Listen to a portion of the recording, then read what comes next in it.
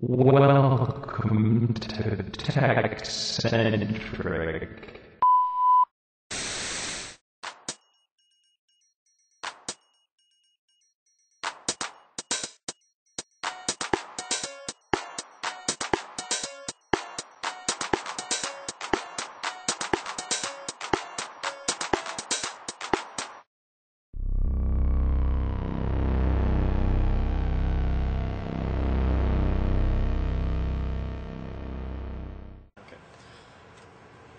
Welcome to TechCentric number 5. This is our, well, hopefully by the time you're seeing this, this will be the latest episode. If you're seeing this in a couple months, it probably won't be the latest episode anymore because we try to release as often as we can. Well, you're rambling. I know, but I like to ramble. It's okay. It's okay. Just trying to explain, in case they're joining us for the first time. Right. I'm Will. And I'm Steve. And this is TechCentric, the all-around video podcast, or vidcast for the hacker, geek, gamer, noob, whatever you might be, whatever you happen to be, you're welcome here. This is episode 5, like I said before. We're going to have a shorter episode today because we don't have much content. It's getting close to winter. It's been cold out a lot. It's been cold. This is probably one of the last nice days we're going to have. So we're in a lack of filming time. Also, work, school, etc. But we're happy to bring you episode 5. Let's kick it off. I painted my laptop, Steve. Yep. Painted it blue. Wow. Painted it blue. In a full write-up, full video write-up. Nice. Blue Dell. Blue Dell C600. Let's see that. Let's check it out. All right.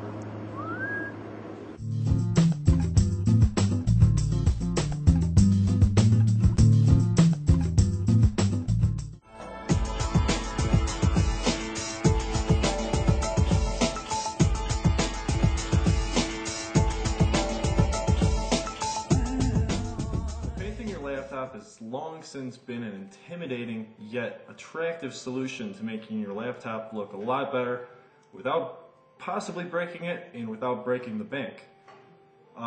Intimidated many a geek because of, you just spent a couple hundred to maybe up to a couple $1,000s on a new laptop, gets the job done, gets it done very well, just not as pretty as you might like.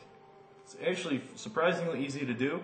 And if you have the right tools, which isn't much, and you got some free time, and you're willing to, accept your mistakes once in a while, you can actually come out with a very nice product. So this is going to be the first part of a 2-part segment where I'm going to show you my own laptop painting. We're going to go through step by step. There's going to be about 3 major steps, which I'll get into here in a minute. And hopefully this is really informative because we haven't done much modding on the show yet, but I'm hoping to change it. So let's get started. I'm going to show you what you need. Alright, so let's start this off with what you're going to need. Of course, you're going to need your laptop. This laptop right here, this is my Dell C600 Pentium 3 laptop. It was about $400 on eBay when I got it. It's probably only worth about $200 now. This laptop is ideal for laptop painting because it features many flat surfaces, and it doesn't dirty very well. It doesn't dirty a lot, rather. And in my case, it's not scratched up to the point of there's a lot of sanding and buffing. Other than the laptop, let's see what else we're going to need. For the disassembly portion of the process here, we're going to need Ziploc bags. Now, I have a couple sizes of Ziploc bags for every piece, right? You're going to need some for the screws, you're going to need some for the bigger pieces, such as hinges and, stuff that doesn't look like a typical laptop piece, like a CD-ROM drive or a hard drive or whatever. Hinges, various mechanical pieces, right? You're going to want to keep that all very organized and very separated, and you're going to want to take pictures along the way so you know exactly how everything fits back together, so that when you get done, you don't have a bag of screws and you're like, are these extra or what? Extra screws. That's never a good thing. For the disassembly portion also, you're going to need a nice little set of precision screwdrivers. You shouldn't need any more than 3 or 4 of these different sizes. Hopefully you can see these right there, yeah. They're your basic sunglass. I think a lot of places sell them as like sunglass repair kits or whatever. Next thing you're going to need is paint. Now let's talk a little bit about paint. Krylon Fusion is a plastic vinyl dye. It's not technically a paint. What difference is between Krylon Fusion and other vinyl dyes is, and like a latex-based or a other sort of spray paint, is that instead of just sitting on the surface, it does exactly what it sounds like. It actually dyes the plastic. These run a little bit more pricey than regular paint. I think these were about $5 a can. but money well spent in the long run. This is going to sit right on top of the vinyl die after we lay on a couple coats of this to my liking. Let's talk about getting that stuff off a little bit. What I've got here is two different types of wet-dry sandpaper. I have 220 grit, 1500 grit, and 400. The 220 is over there somewhere. You're going to want to use this at different stages in the painting process, especially when you're using the clear coat, because it'll actually make it go on a little bit light. The coat's go on a little bit clearer. To go along with the wet-dry sandpaper, you're also going to need some water. Now, this is just standard tap water, with the exception that we've added a couple little minuscule drops of just standard dial soap. Alright, so that's about everything that you'll need. If I come across anything I forgot in here that I think I forgot, then I'll cover it later in the segment. But for now, let's go ahead and start with the disassembly here. Just go ahead and remove anything that's easily removable with like 1 or 2 screws, and anything that is normally meant to be changeable, right? So we're going to remove the Wi-Fi card, batteries, etc., etc. So let's go ahead and do that real fast.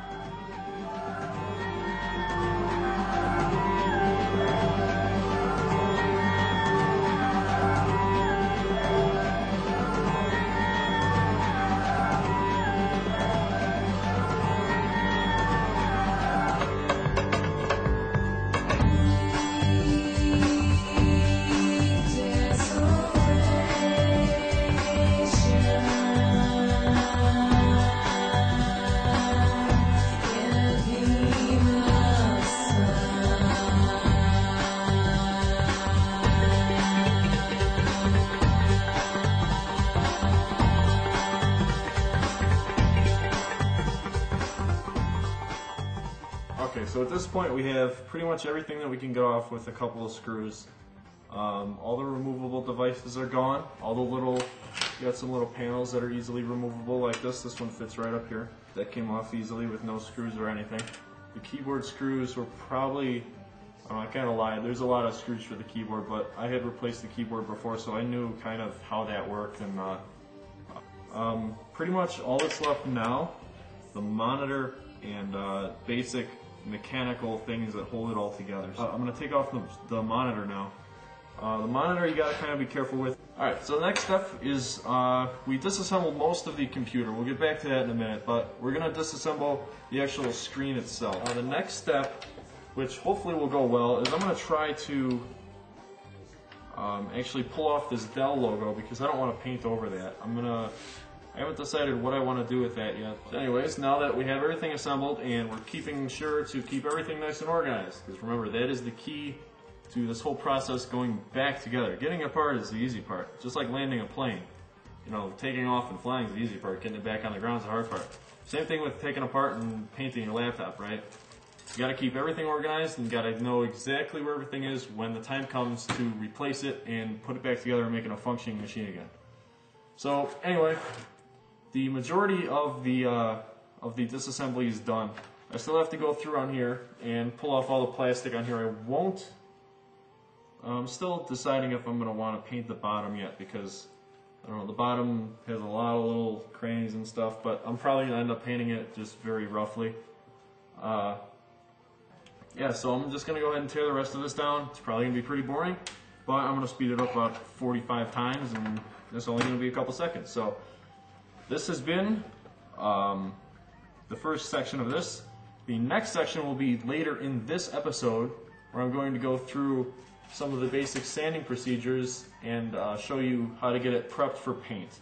Because even though this can says no prep and no sanding, that's BS. You need to sand it, you need to clean off all the plastic so that any of your oils and everything like that doesn't stick to the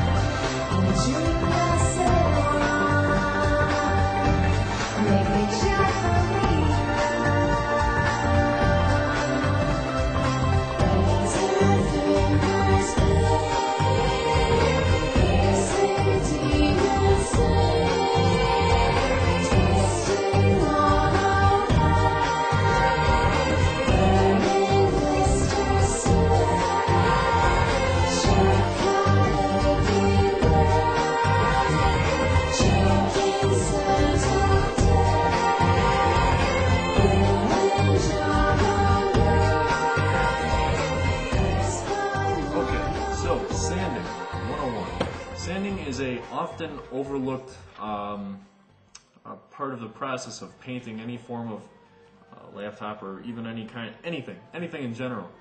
Sanding must be done. Sanding removes the imperfections in the layer of paint or what you're painting onto and allows it to be a perfect, flat, nice surface for paint to stick to or for you to actually look at. We're going to add a little bit of soap to our water, and the main purpose of the water, there's a couple purposes actually.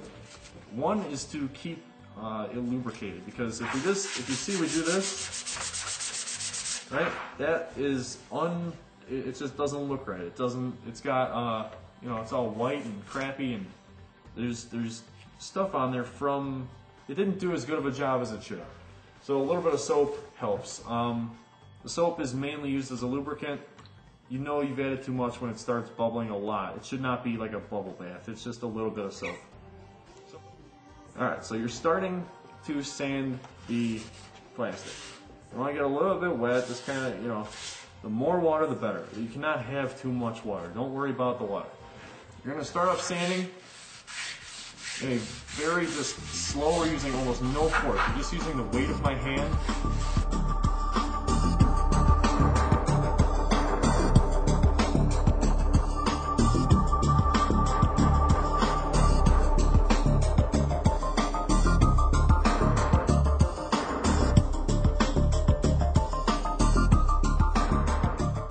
Alright, so once everything is sanded, you're going to have a very grimy looking surface here because of all the plastic that's come off. So we're just going to give this a quick rinse, and then we'll be able to begin the painting process. So this concludes part one of how to paint a laptop, or how to paint anything really.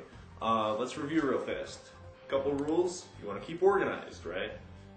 We separated all the screws, all the little pieces, anything that could get lost into separate little Ziploc bags, label them, etc. Step two, take it slow. There's no need to rush, even if it takes you a couple days or weeks. I mean, I'm going to probably work on this every day after work for a little while. I mean, there's no need to rush. You don't need to get it done in one weekend. Step three, make sure that you have proper tools and supplies before you begin. You don't want to get stuck halfway through with the wrong thing and end up using the wrong thing just because you have it. Make sure you're using the right kind of sandpaper, right kind of paint for the job, etc. If you have any questions, just email me at will@techcentric.org. Visit me at the site, techcentric.org. Find me on AIM, that's TCentricWill. And stay tuned for episode 6, where I will conclude this segment and actually paint and reassemble the laptop. It's been fun. Alright, so Will, how many coats did you use on that? Anywhere between 4 and 5 coats for the actual paint, and then depending on the durability and how willing you are to have how much gloss you're willing to put on in your routine, 4 and 5, 9 and 10 coats of gloss if you want it to be more durable. Really depends on how much paint you have, how much time you're willing to wait to between coats, stuff like that. Alright, cool. Yes. Steve. Just back from Africa. Well, actually, I watch Africa. Watched. Yes. It's called Africam.com. It's a website, and you can watch Africa. So I'm assuming it's on Surf with Steve. yes, it is. Surf with Steve. It's coming up next. Sweet.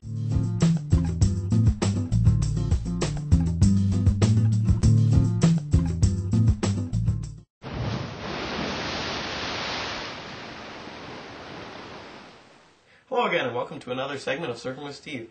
I'm your host, Steve, and I have 2 sites for you today. The first one being dafont.com, and that's DAFONT.com. This is a little font site I came across as I was looking for a font for the school play, and I really like it because it has a nice categorizing system. It's very easy to find a font that you're looking for. I mean, you're trying to find with Chinese or Japanese kind of foreign look, you can find that right away. It's real easy. And so I recommend that. There's lots of alternatives to Comic Sans on here that you can check out, so I definitely recommend it. Alright, so the second site I have for you today is Africam.com. That's AFRICAM.com. And what this is it's this company that put together an actual live video stream of a watering hole in Africa. So you click on the link for the Nikoro stream, and you can watch this every day, 24 hours a day. It's a live stream of a watering hole in Africa. Now, I don't know how they got the camera out there or internet, but that's their problem, and it's fun to watch. So if you have a few extra minutes and you don't know what to do with them, go to Africam.com. Alright, so this has been Surfing with Steve. If you have any questions, comments, concerns, you have suggestions for websites you'd like me to review, go ahead and give me an email at steve@techcentric.org. And that's about all I have for you today. Until next time.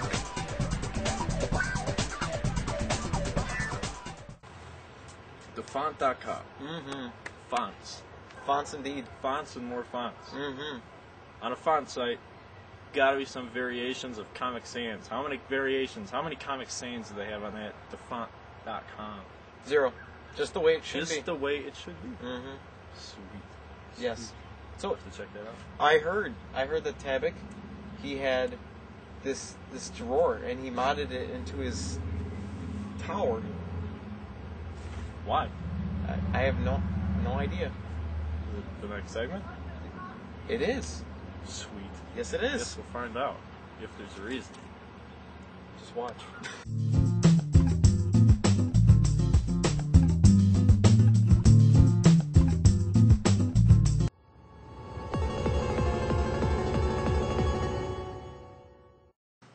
If you're like me, I don't know about you, but I'm pretty messy. I have a habit of being pretty disorganized, and if you've seen my desk, you can definitely see just how bad it is.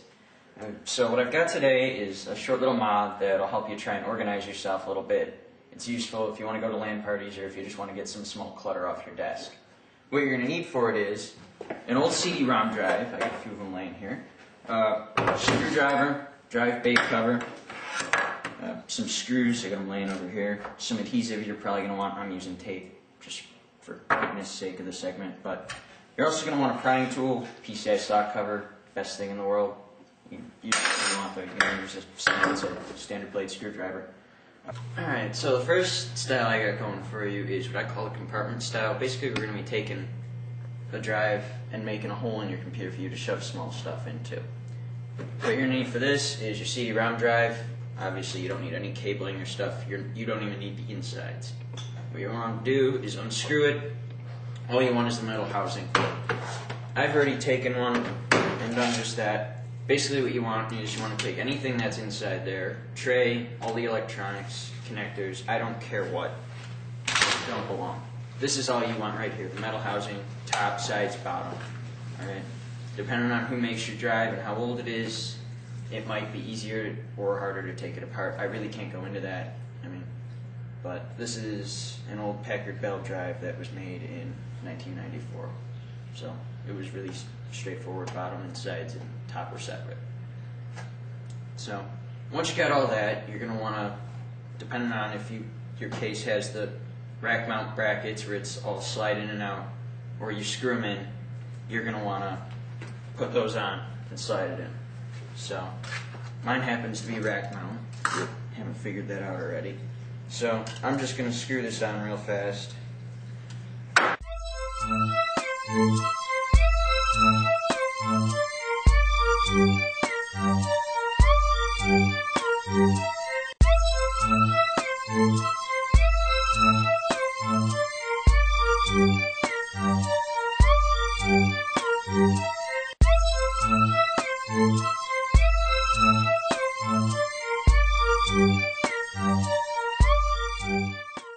So now that we've got our little rack mount things on, we're all set. I'm just going to pop this right in. Now look at that, you got a hole in your case. You can shove stuff in, it's not going to fall back into your tray, in your motherboard tray. If it's something metal, it's not going to short anything out. You won't get anything tangled in your wires. It's just a good place to shove stuff. You could throw some cabling in there or something if you're heading to a LAN party. Good place for it. So, if you wanted to, you could take your slot cover, cut off your little clips, and you could use some tape or that small door hinge or something from a hobby shop. You could kind of stealth it a little bit, make a little cabinet door for it. Another way you could do with it is, this parts on this drive don't exactly have it, but you could take the front bezel off the tray and the front bezel off the drive, and you could glue it together, glue it shut, And you could put both of them there so it looks like it's an actual drive that you can just pull the front right off of and stuff in. So that's one way. I'm going to show you the other in a few seconds, just as soon as I take this back part. Alright, so I've taken this back out and I'm ready to show you the other one. Obviously, you're still going to want your drive coated. But this time, what we're doing is we're going to turn it into a drawer. Unlike the other one, which you could screw this into and put it in any real case you want, this one will really only work if you have the rack mount, like I do. But basically, we're going to turn this into a drawer. Still nice. You could stealth it just as easily, and it just pulls out. I mean, with the other one, you're going to have like a little door hanging out. Yeah, this one will be nice and clip in and lock in when you're not using it. So, first thing you want to do is, I have the casing here, but we no longer need the top. So I'm going to unscrew the top off, 3 little quick screws on this one.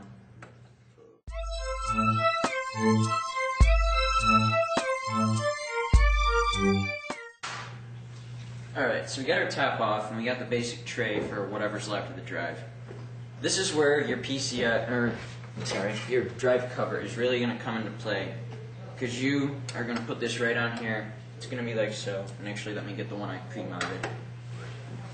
But basically, you're going to take your cover. Of course, you're going to want to remove all the clips off of it.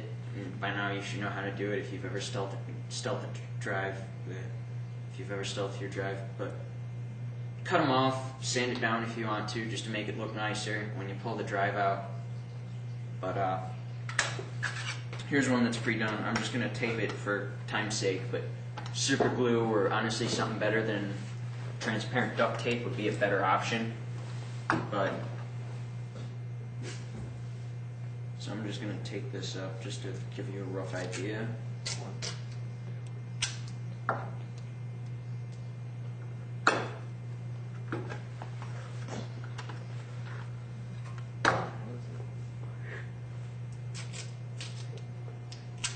While you're doing this, I'm going to talk. There's like this countdown. I don't know. It's just like it's going to happen after 0. Keep going, Tabby. Alright, so we got the basic drive thing. I'm just going to take this, like I just said, I'm just going to tape this for time's sake and because I don't have any super glue on me.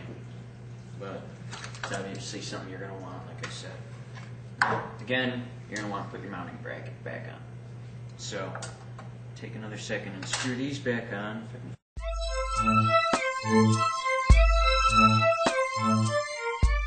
So we got our basic, it's all screwed in. So, I'm just going to come over here, put this in perspective for you, side of it. Might be a little stiff if you haven't used them before, probably because I'm using tape, so it's pushing out, but you get the idea. You're just gonna, it looks like there's nothing there. Again, like I said before, you can take your drive apart and use the bezel for the thing and make it look like it's another drive. But basically, open it up, pull in your tabs, you can shove stuff in there, you're done. You slam it back in and it's done. So, easy way to hide stuff or put stuff away to get it off your desk. Put stuff in. For example, we can put some DV tapes in here. So, open it up. Of course, I can't open it up with one hand. We'll throw some DV tapes in there. Now, look, now I can find your secret sex tape. Yeah, that. Or you can take your DV tapes to the next LAN party you're going to record for I don't know what reason. So, having said that, that's the end of this mod. You want to get in touch with me and let me know if you've done it or if you got any problems or any other suggestions you want to make, improvements. I don't know, let me know. But you can contact me. We got my screen name is TechCentric Nick. Email address is nick@techcentric.org. Or you can call the hotline, which is now toll free, 866-667-1337. You can leave a voicemail message right on the main TechCentric line. Or if you want to get me directly, extension 1339. Thank you. Now I'm going to go off and kill this dead DVD card. I know what to say. So we got a drawer for stuff. Yes, you can put stuff in the drawer, and you can take stuff out of the drawer. And while things are in the drawer, you can take the drawer to different places. So Sounds like a good old-fashioned drawer. it does, and yeah. So what we got coming up next? First, we got a message from our friends over at the Crappiest Podcast. Mm-hmm. And how? And how?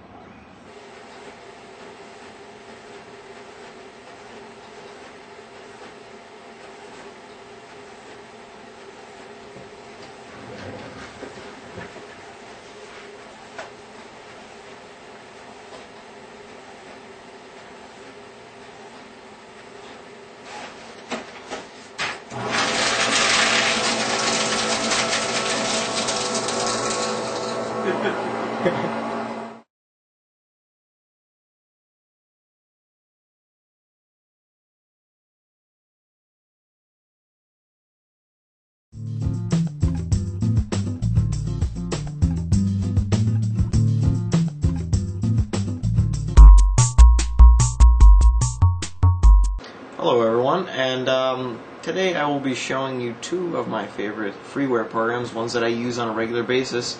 One that I use absolutely every day, and the other one is probably just once in a while. You know, it helps clean up. So let me show you what those are. Alright, so the first program we have for you today is it's called JDisk Report. And basically what it does is it gives you a pie graph, you know, list, whatever, of the biggest files on your hard drive. It's very useful for if you're trying to clear up space, for capturing video, you know, saving your favorite podcasts, stuff like that. You can see what's the biggest on your hard drive and what you don't need, and it's very useful. So if you need to delete something, you can't delete it right from the program, but once you know, it'll tell you where it's located at, and once you delete it in, you know, real time, it gets rid of it in the program. So, you know, this is very dynamic. You can see it. It's active, and the website for this is www.jgoodies.com/freeware/jdisk-report. That's where you can get it from. Freeware, very helpful. I recommend it. Alright, so the second program I have for you today is called AIM Ad Hack. This is very useful. I use this on a regular basis. What you do is you can install their program into AIM, and it gets rid of all the spyware, crapware, everything that AIM installs when you install the program. Stuff like Wild Tangent, WeatherBug, Viewpoint Media Player. Something like, I don't know, 2 a.m. in the morning, and you're on the internet, surfing the internet, and you hear a movie trailer or like a song like, you know, Ja Rule bumping them in the hood. Something like that. You don't want to hear that. A ringtone in the middle of the night. No. You want to be using the internet to its fullest capabilities and not hearing AIM dancing around doing crap. So that's what Ad Hack is for, and it gets rid of all that. There are versions for 5.9. There's one for Triton, which it's in the beta version. There's one for Triton, and I recommend it. It's really cool. It gets rid of all that crap, cleans up AIM, makes it much more functional, and it's free. Why not, right? And so check it out. This is available at aimadhack.webhop.net. Alright, so that's the two programs. If you guys have any questions, comments, concerns, if you wanted to know the web addresses again, just rewind. Yeah.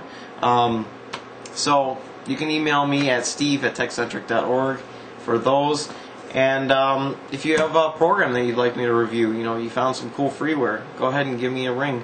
At our new hotline, it's 1-866-667-1337. Alright, I'll see you later.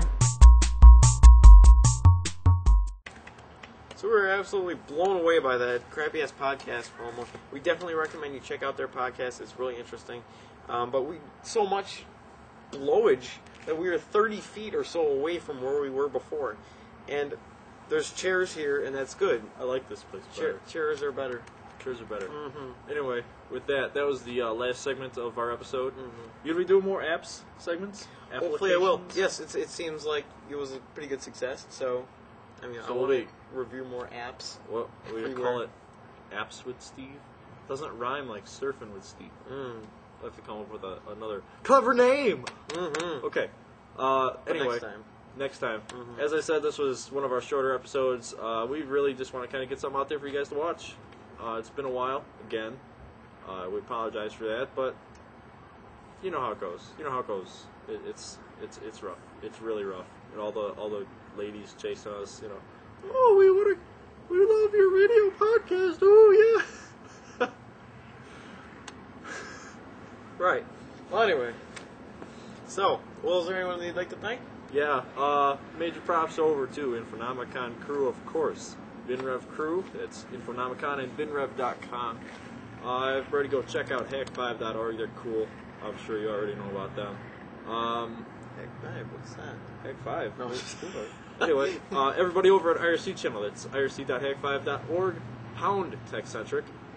If you have any questions, comments, concerns, our website is www.techcentric.org. In case you're seeing this on YouTube or something like that, he's Steve at techcentric.org, Will at techcentric.org. Insert name here at techcentric.org. Got one last thing tonight. It's going to be our trivia question. Why don't you, what's that trivia question? You came up with this one. Alright, so, in episode 1, in the very first VoIP Toys, the question is, what is the processor speed of Will's Asterisk a home machine? And first person to send us an answer, correct answer, in one of our emails, either Will, Steve, or Nick at techcentric.org, will win a very authentic TechCentric hat. Yes. Goes on your They're head. nice. Mhm. Custom embroidered. I do believe I said that in the episode too. So I should be. think so. If Check I it didn't out. say in episode 1, it's in something. So go review all your footage. Anyway, this is episode 5. Hope you have a good day. Winter. Winter, week, day, month, Winter or is year. terrible. Winter is not fun. Anyway, Won't be filming outside anymore. Alright, see you later. bye.